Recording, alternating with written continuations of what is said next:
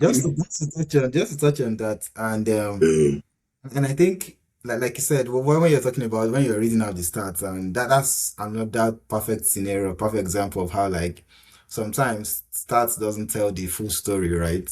Yeah, Like the analogy I would like to say is like, I mean, it reveals a lot, but doesn't reveal the most important thing. I mean, I watched the game, the second leg, and Inter Milan were drab. They just had possession. You could tell. I mean, Bodo Glimt knew what they wanted to do. They wanted to had the do. lead, Yeah, so they were willing to sit back and hit on the counter, and the goals came from counter attack. But Yeah. Inter Milan did not do enough for me to even show, put in the effort, fight. Unlike what Galatasaray and in the Juventus Juve match, did. even though they lost, you could see the effort from You keep Juventus fight, yeah. Yeah. coming back from 3 goals down to take it to 10 extra men. time. With 10 men. 10 Oh, men from 10 first men. half. So you could Yep. see the difference. Although they lost, but they left with at least their heads held high. Or like Inter Milan, which was like you said, for finalists of last season to Too go bad. out in such manner, losing home and away, it's Not terrible. good And enough. Yeah. again, it just brings more focus with what happened to Inter Milan and Juventus, more focus to Italian football. Like, what is wrong with Italian football against the big boys? Hmm. This is the same Inter Milan that are running away with the league, who they would win the league again, right? And how many times have they won the league? This is the new manager who would win the league.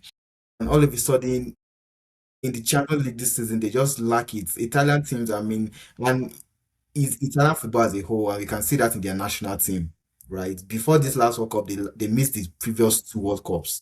Yeah, I So you Are understood. they can going for? tell I'm that not sure. They're not. They didn't make this World Cup, so they're going to play playoffs. I think they're going to play playoffs for this, and it just shows you where Italian football is. And like Del Piero was saying, of like when was the last Italian player that any of the other top leagues bought or top teams bought an Italian Hmm. player? Like Hmm. you can't really Yeah. hear of it. So Fair point. you can just explain the The downhill decline. Yeah. of Italian football, and there are really no star players. The teams are bad.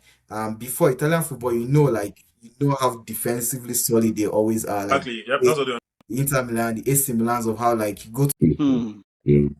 try to figure out what's wrong with them when they compete in Europe. I'm just thinking right now.